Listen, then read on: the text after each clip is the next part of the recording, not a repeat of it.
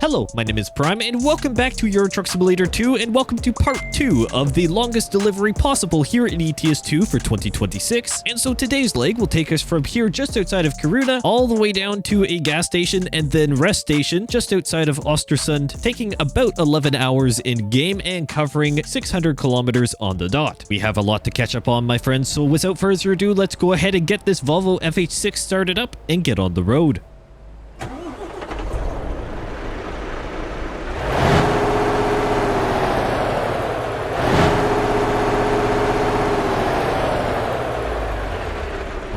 Let's get rolling. Hopefully everyone is doing well.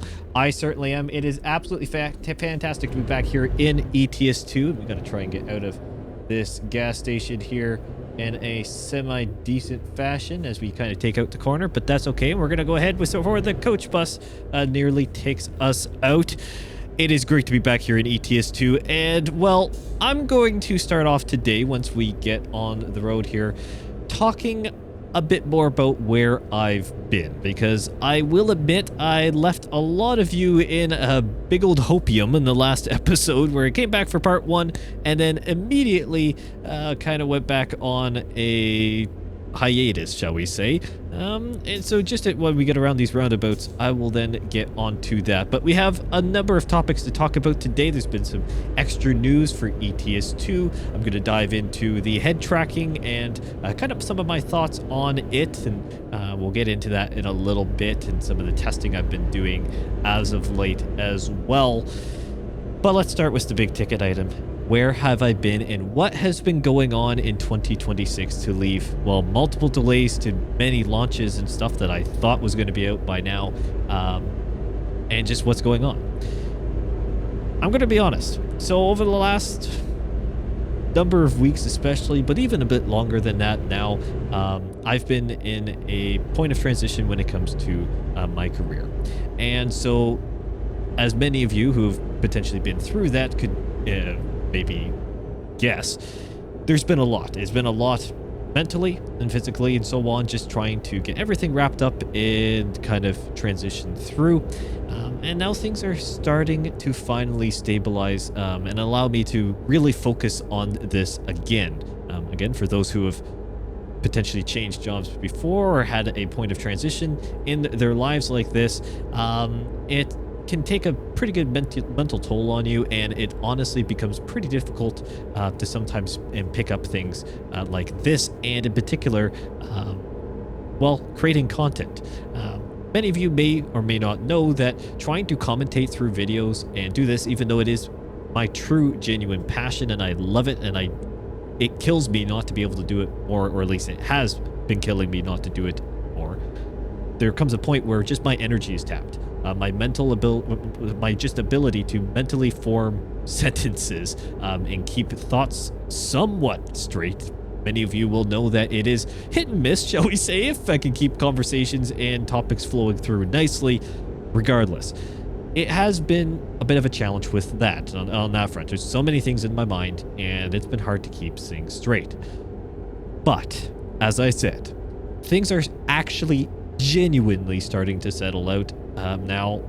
So without trying to give too much hope, because ultimately things can still change, I have a 90% feeling, let's call it that, a very, very confident feeling that at this point things are starting to go back to normal around the channel, which is great. I have more creative capacity, shall we say, to be able to do that and touch on some other things as well. So then that means the big launches that were coming up and pretty much are then done, I can then refocus back on them and get everything moving through. It honestly became a point where I just had to, if I did have free time, or I guess shall I say when, of course I was working on some of the things behind the scenes where I didn't maybe have to do the commentary side of things. But I also just had the time to take some time and just focus on some other things in life as well.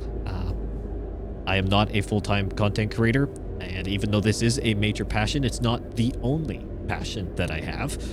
And so there's some other areas that honestly either needed my attention or I just wanted to put more attention to, because I really hadn't been doing that as much as I admittedly would have wanted to. So that's the scoop there. It's been a pretty interesting journey over the last number of weeks in particular, but even the last couple months, the last few months, I should say. But the more stable side of things are now finally in play, and I have a more clear direction on where things are going moving forward, which is fantastic because that in the personal side of Prime also then translate directly through to then this, where I am still Prime. There's no change there, but it does translate through to this because it brings more stability, more just honestly, it feels like more free time, even though if it may not actually be more free time. I think it's just that mental freedom that can happen when you don't have some things weighing you down. That is definitely a factor, and I appreciate everyone who has been sticking through, commenting, saying, hey, where have you been? Or finally, when I make a community post, like I laughed the other day when I put out a community post on, I guess that would have been Springfield in Illinois in ATS, which we'll get back to ATS very soon. Be like, finally, it seems like you remembered your password. Well, I mean, honestly, a little bit. I didn't actually ever sign out, and I kept an eye on everything going on around here on the channel, but it's that same premise, though, where I pretty much just said, peace out, really, and I just could not get recordings done the way I wanted it to. It is unfortunate, but again, we're back.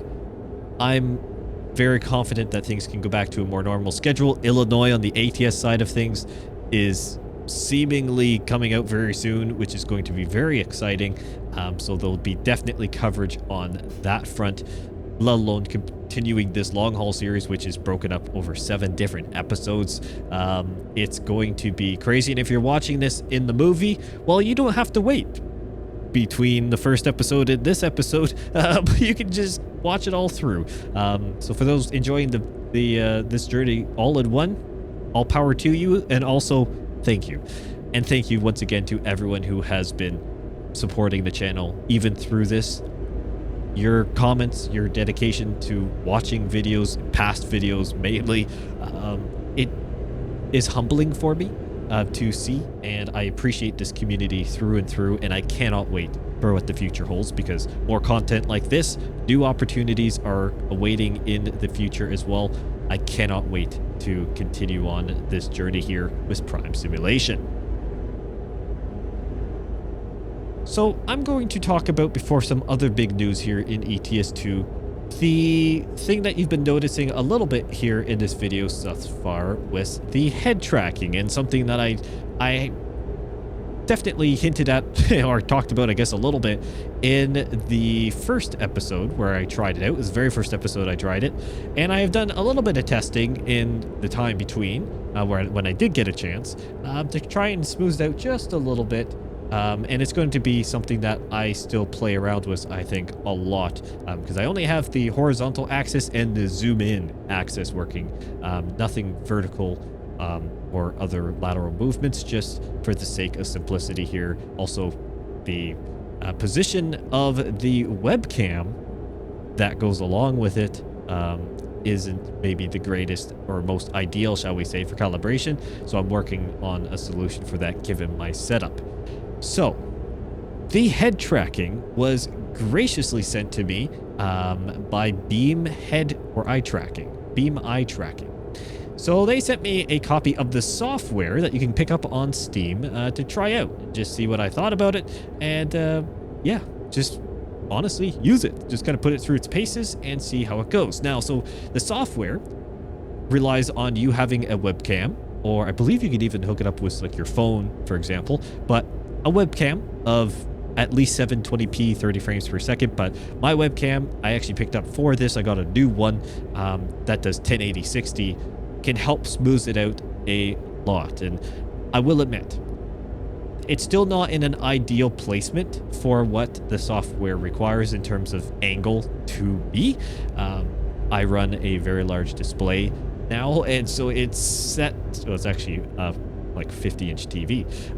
But it's set in front of me, and it's set up a lot higher than it should, so it's not fully calibrated to the best. So that's why the vertical head movement I haven't been using yet, because I'm still working on a new placement for the camera. I'm going to try some stuff out to see if I can pull that down until some other sim rig upgrades happen, which could be happening soon as well. Regardless, it's honestly a very impressive piece of software. You can pick it up on Steam if you wish. It's, you know, I think it does come on sale occasionally, but honestly, very, very impressed by the software so far in its capability and the customization. There's some community profiles, so you can look and find people, and I should have actually gone into the right lane. Sorry about that AI car on the inside. Make sure no one else is coming up there before it all merges back in. It's very, very impressive, I must say. I was impressed right off the bat just how natural it works, and in a recent update to the software, you don't need to use OpenTrack or anything like that. It's built right into the software. So in Steam, say you pick it up, you can then install it. You just go through the standard setup process with your webcam, do the calibration, customize the controls however much you want. You can do it live as well while you're in games and stuff. You can open the panel up as well, and we actually have to turn left here. So let's go ahead and do that. But some of the sensitivity and so on, I'm still working out because it sometimes just flicks its way around. Again, my setup is not fully ideal for it. Regardless, the setup itself is very, very straightforward. And yeah, it just worked. You plugged it in and you loaded everything. Once the setup process and calibration was complete, opened up American Truck Simulator, Euro Truck Simulator 2, a ton of other simulation titles, and it just works when you're in the interior view. It just starts tracking. I am only using the head tracking portion. You can enable eye tracking as well. So you can either choose to have eye tracking only, you could do head tracking only, or you can use both. I personally like the head tracking to start. Again, the angle that it's pointing down at me, it's not getting my eyes the greatest. I also have glasses, so it's a pretty big factor there, and I think it's getting a bit of a reflection, so it doesn't always pick up my eyes the most reliable, but it does a pretty stinking good job considering well, the angle and my glasses. So I honestly can't complain too much. The water there looks beautiful. But the head tracking has been working really well, and I'm just trying to dial in how much head rotation I actually need, particularly for content creation, and how much of a dead zone to have. And honestly, with having this, I realize now how much I move my head during recordings, a whole lot more than I would have thought. Is that just a warning? I guess we're continuing through. I guess it's not. It's. Oh, there we go. I guess it's closing now, so that was an early warning. Well, that's good to know. I realized how much I actually move my head during these recordings, so that's interesting. So I'm trying to learn that one out a little bit. It's almost like with the commentary, the many years it took for me to filter out a vast majority of the random fills. I still do the likes and ums and so on, but given that's human nature. But it's a similar aspect to that, kind of picking up on little things that you do that you wouldn't notice until you have something monitoring you and then replicating those movements. So I'm doing a lot of fine-tuning for the sake of content creation. If I wanted full accuracy, the settings I think would be very different and more free. But for the sake of videos, I do not want this so limiting, shall I say. It's or it is so free because it can be a little bit too much, in my opinion. It's just, if you have too much quick movement, I feel like it's hard for everyone to follow. It's nicer to have a little bit more staticness to it, shall we say. That's my opinion. That's what I gauged off the first episode. Now, I know many of you liked the first episode that I used with it, which was part 1 of this very series, but I feel like having it too, shall we say, whippy back and forth with the camera pans, I think it'd be a little bit too much, so I'm trying to dial in the sensitivity. But for example, you go to exterior view, then your mouse or joystick, whatever you use, works perfectly fine. Head tracking does not work. It integrates beautifully with ETS2 in particular here, ATS, etc. It just works on the interior view right away. No extra configuration required. It's honestly fantastic. I am so happy to finally have head tracking. I've been calling on it for ages. And sure enough, here we go. A wonderful software solution that doesn't break bank. I think it's about $30 if you don't happen to get it on sale. And it just works with, if you have existing hardware, fantastic. If you need to pick up a webcam, you can get really cheap webcams on, say, Amazon or wherever you want that are decent quality now. It's really all you need. It doesn't need to be anything too crazy. 1080-60 is kind of, honestly, your sweet spot probably for most people. 1080-30 works, or 1080-30 or even 720-60 or 30 will work too. But the biggest thing is just trying to make sure your lighting is fairly consistent at least. If you can try and avoid really dark rooms with it, or say having a bunch of glare and so on, if for the sake of eye tracking especially, it's all just room setup that really helps it a lot. Luckily my setup is pretty decent. Man, that guy rocketed off the line here. So it's honestly really impressive. I'm really happy with it. It's going to take time to fully get this thing set up, but thank you to the makers of beam eye and head tracking. An amazing product, and I'm very honored to be able to be using it in videos now. So that's very neat. And yeah, it just works with everything, so I'm really happy about that. But bear with things as we go here across this series. As I mentioned in the first episode, most likely you'll notice a pretty stark difference between the first episode and the last episode in terms of the head movement. One, because I learned how to use it, and two, because of the settings being dialed in as I go and, well, edit the subsequent videos as we go. As that truck makes a very interesting move, shall we say, into that little driveway there. Let's talk about ETS2 and something that was teased just the other day. So SESF put out a post which is a single screenshot showing a bridge, and in the background I think the title was Connecting Communities Together or something like that, and it was here for ETS2. Now, for those who know their geography quite well, that bridge is quite iconic, and in fact it's so iconic that many of the comments in the blog post itself were calling it right away, and I even had a thought of, I wonder if that is Turkey. And although it's not confirmed as of recording this video, I can say with fairly decent confidence, by the fact that I looked up the bridge and found that it is in Turkey, that's probably a major sign of a Turkey DLC finally expanding, I guess, further into the Turkish landscape. That is seemingly on the horizon? Question mark? So although not confirmed, the fact that that bridge is there is a very telltale sign that we're probably going to be going pretty deep into Turkey, and could be pretty much the whole country in one shot. That would be fantastic. Something that has been called on in the community for so long to continue moving east and unlocking Turkey, for example. And this is very much a Turkish teaser, shall we say, in terms of what that post was. I really don't see it being any other country other than Turkey, considering the bridge is literally in Turkey. But the prospect of that DLC is massive, right? Fantastic, called upon for so long. So many people would be so excited to have that finally confirmed, and it seems like it's inevitably coming. But for me, one of the biggest factors is that it really unlocks the East in general.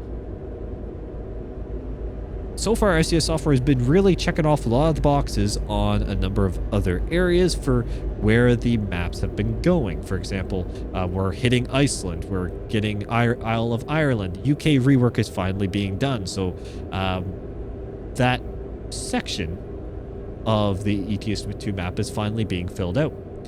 The Heart of Russia DLC is just a big old question mark at this point. It's kind of lingering out there. It probably needs a rework at this point because it's been so many years. I don't know, but that's that situation. But then there's Turkey. And again, Turkey opens up a whole new avenue for moving east as well. And I feel like that's the direction where ETS2 is going. Obviously, kind of then moving into more Middle Eastern regions, or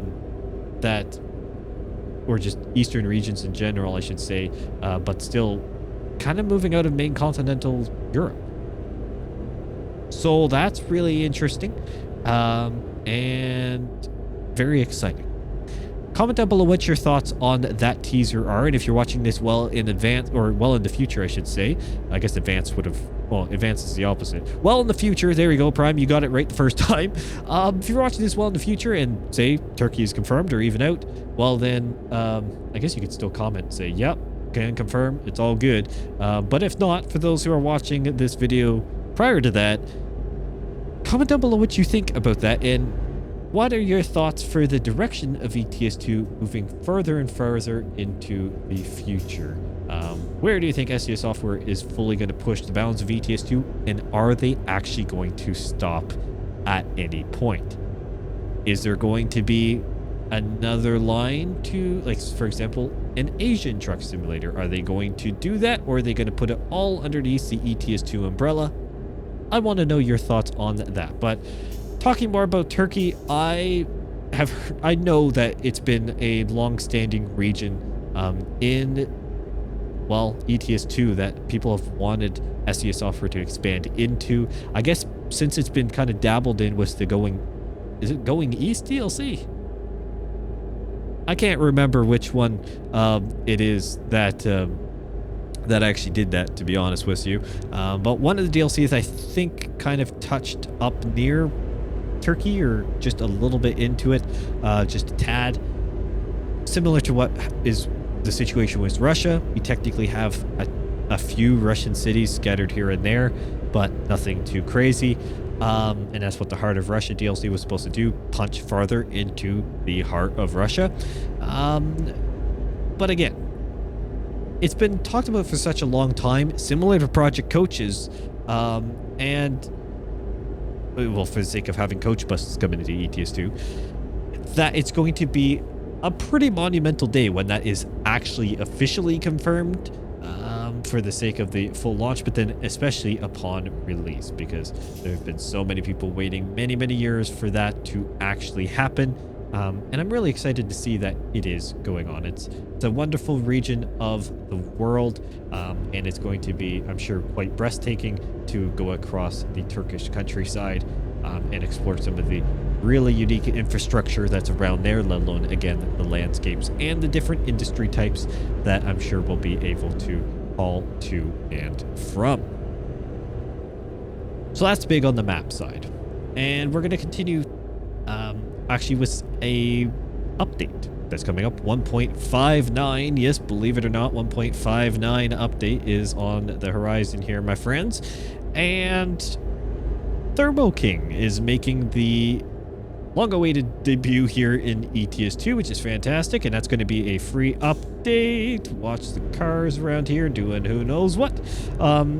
It's making a nice debut here in ETS2, so we'll be able to now put Thermo King refrigerated units on our box trailers, I guess our reefer trailers or insulated trailers for that matter, which is really exciting. It's a great brand to have come in, and happy to see it over here in ETS2 finally. And yeah, nice part of the 1.59 update. There's also a tow to road option coming in 1.59 as well. So instead of going to the nearest service station, that's the word I'm looking for, we'll be able to just reset onto the road. And I feel like that somehow should have been in the game a long time ago. I feel like the whole go to a service station directly thing has been kind of overkill for many, many years. I've always wanted just an option to reset to the road in the standard game itself without needing to use the developer console and just teleport yourself around.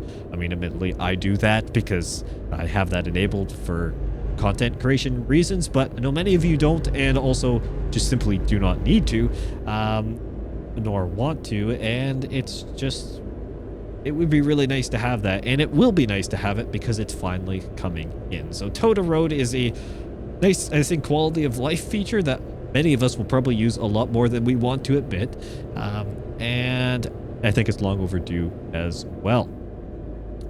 But I want to talk more about Project Benelux because we've had another little blog post on it. Was different city included, and I've lost off the top of my head what that city actually is, but just follow along me with my thought process on Project Benelux and the various reworks at play. We've got Project Benelux, and we've also got the UK rework confirmed as of now, and I don't believe I'm missing any, and if I am so sorry. Roast me in the comments, but as far as I know, those are the only two going on right now, because we had the Germany rework was done already.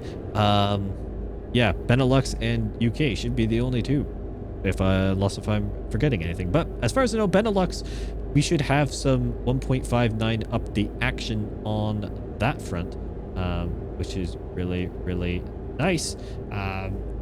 Well, hopefully, I guess that's the case. I believe something was already mentioned on that. Not quite sure. Either way, we've been getting more news on it recently, and it seems like that's where we're going there. Fantastic. Wonderful region. I'm so happy with these reworks. UK rework is similar, in a similar boat, but a little bit different. We'll get on that in just a second. It's reworking the old areas of the map, something that not many developers would do, but a huge testament to SES Software and their commitment to the game long term. And I am so happy to see these areas being blended better into the old sections, or blended into the new sections, shall I say, of the map, or for the sake of Benelux, kind of helping modernize that kind of core section, that corridor moving through many areas there for, well, I guess even technically us a little bit will kind of go through there. It's honestly really, really nice to see, and I'm really happy, extremely happy. There's a tree in the road there, don't mind that, or kind of on the shoulder. That was really close. It's a really lovely region, and what the screenshots so far and what SES Software is doing with it, wonderful indeed, touching on some of the really neat architecture that's throughout those historic regions, and adding a lot of scenic element. And that scenic element, I think, will come into play with Project Coaches.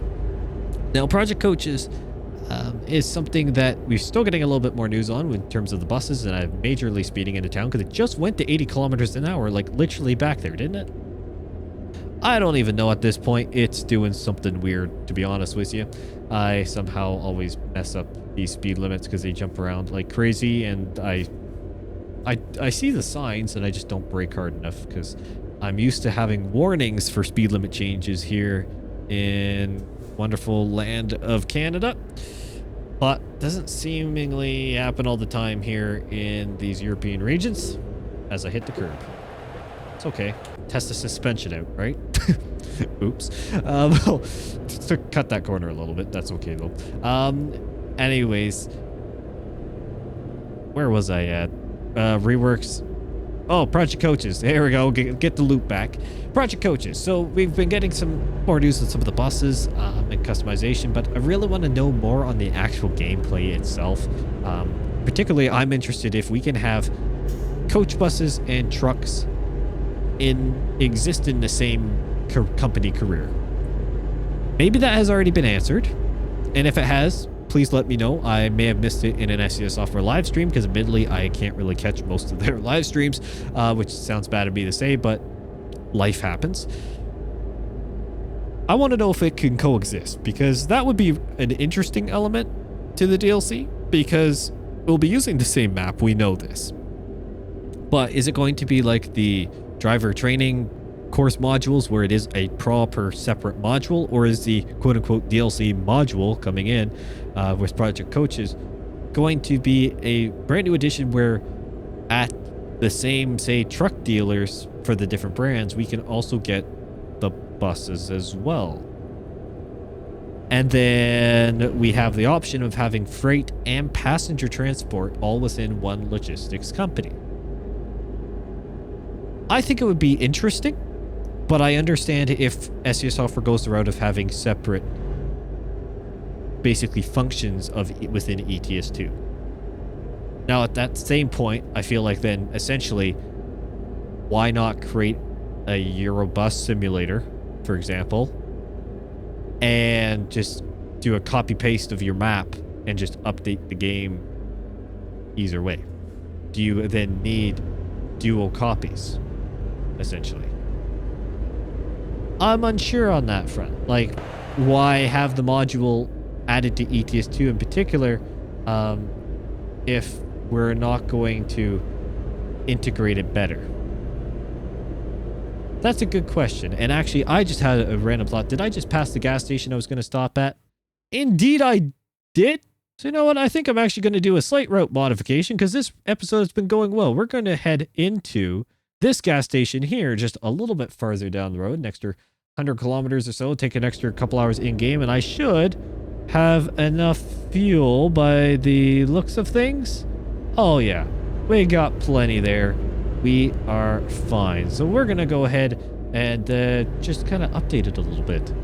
Update the route live because I put checkpoints in, and nice beautiful big screen here, and I still can't manage to stop at the right point, but that's okay. We got lots of fuel. We'll stop at that station, and we still got good daylight as well, so it's 4 o'clock in the afternoon, so we'll continue on and we'll be just fine. Anyways, when it comes to Project Coaches, I feel like it needs to be more integrated to still be kind of classing it as ETS2 in general, without it feeling kind of awkward of having a full separate bus simulator within the game. But I don't know. Let me know your thoughts on that one. I think many of you would agree with that. I'm very excited to have them coming, but I'm just a tad bit confused on how it's going to be integrated more naturally into ETS2 itself. I have full trust in SES Software that they're able to do it. I'm genuinely intrigued on how they're going to simply do it. But yeah, we gotta head over here. We'll get on the highway, and then we'll, or I guess the more kind of regional road, and we will, as that car turns out in front of me, which is fantastic, and then we will get to the next gas station. We're gonna make a sharp left turn. There we go. Yeah, I guess it's a highway that's going down into just a standard regional road. I guess it's all condensing down. Okay, we got traffic, lots of traffic, but I think the right lane is free. Yeah, that truck back there is being very kind and waiting. Anyways. You know what? These episodes, I really like just to be able to have some flexibility in it too. Yes, I have my kind of pre-planned route, but I didn't drive this beforehand, people. So there are going to be times where we can make some amendments, and I should have... Okay, I'm going to get by this guy. I'm so sorry, truck. I'm so sorry. Okay, never mind. He's just going. I should have put the brakes on a long time ago. Yeah, you can honk your horn at me. That was a big douche move on my front. Yeah, sorry about that, lad. Yeah, that one's on me. I'll put my hand up for that one. I was distracted thinking. At least the amount of times the AI cut me off and do stuff, I can have a little bit of... I can cause them some pain back, because they do that to me all the time in very similar maneuvers. So, taste of your own medicine there. A little bit of prime road rage while you're at it. Anyways, where was I going with this? I want to still have some flexibility in the route specifics itself. So that's why when it comes to something like this, we'll just push it along a little bit. Creative liberty, right? We got the fuel to do it, because this Volvo is fantastic on diesel, and we technically got some daylight to do it. So we're going to take advantage, because even though I'm basing it off when I create these leg sections. I'm trying to base it off of a general time between the two. And admittedly, this one was actually one of the shorter legs of the whole thing, besides I think the final one. But it's one of the shorter sections. I will fully admit that. The fact that it's all still within the Nordic Horizons DLC is pretty telling, my friends. Just shows you the expanse of said DLC. But it needs to have some flexibility, and that's why I think what we're doing here is going to be good. Just push it down the road just a little bit, kick the can down the road, just to be able to extend our delivery a little bit. And the next leg was fairly decent in length anyways, so it's all going to work out when it's all said and done. And if we want to go farther next episode, we can go from there. I think it'd be episode 4 was a really long drive. So if we can add a little bit here, maybe add a little bit on the next episode if the highway driving, because we get more onto standard highways next episode. If we can take a bit more time and cover more distance there a lot better and more efficiently, we may take advantage of that and hit some of the later architecture or later rest stations and gas stations along the way. Just prepping for a couple of the core stages going across mainly Germany and into France. We've got some pretty long highway cruises ahead of us, so we got to try and get a little bit better balance there. I think some of those ones were pushing 14 hours in the leg, so I'd prefer to get that down to around 12 or less in-game time, making it more realistic and just making the episodes, I think, just a tiny bit more bearable on that front. So speaking about episodes then, now that I'm having a bit more stability in my life, which is absolutely fantastic, these should follow more of a normal Wednesday, Saturday release. And then, of course, if there's other main videos, particularly in ATS with particular DLC releases, those could still happen, and these will be pushed around on other days. I'm not planning on dropping them out for weeks on end for no reason here in the coming weeks to finish it up. I want to try and conclude this in a reasonable timeline here, and that's my commitment to you. But just like that, we're a couple hours further down the road and we're here. Absolutely beautiful indeed. So we'll go in here. I don't know why the indicator didn't turn off. It's kind of weird. Let's go ahead and stop. We'll shut off the truck and we are going to fill up. Is it actually filling up though? Yeah, I can't confirm. It actually filled it up, but the problem is that because I turned off the notifications so we don't get the whole start your engine or reminders to do throttle stuff, it it stops you from even getting the fuel notifications as well.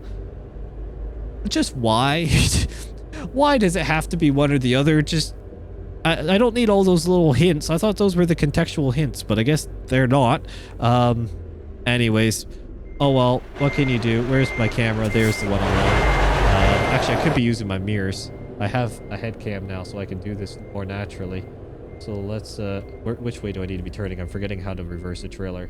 No, that's the complete opposite way. Prime, what are you doing, lad? Oh, good. Oh, good. It's good to be back, my friends. Okay, turn right to go left. Turn right to go left and use your head to turn. Oh, this is... I've broken myself. I can't reverse a trailer anymore. Oh, no. Just... Oh, no. This is not good. This is really not good. Come on. Just go straight. There we go. Why did I somehow manage to break myself at reversing a trailer? It's the most intriguing thing ever. Come on, turn all the way around. It's still not fully straight. I'm still on an angle. But you know what? I think we may just pull ahead so you can't see that truck. And we're just gonna park here. Thank you all so much for watching. What a fantastic episode. Great to be back. I apparently need to figure out how to reverse a truck again, because I guess for whatever reason, after doing a long haul stage 2 in a week or two away, I forget how to drive a Euro truck, which is absolutely fantastic and not embarrassing at all, but that's okay. Comment down below what else you want me to talk about here in the coming episodes. I've got a lot of different topics on the board, and of course, whatever comes up in the meantime, we will also cover that in as we go. I'll be doing a lot more episodes around here more frequently, which is fantastic. I'm happy to be back officially, and we are going to see where things go here in the near future. Thank you all so much for watching, and I will see you in the next one.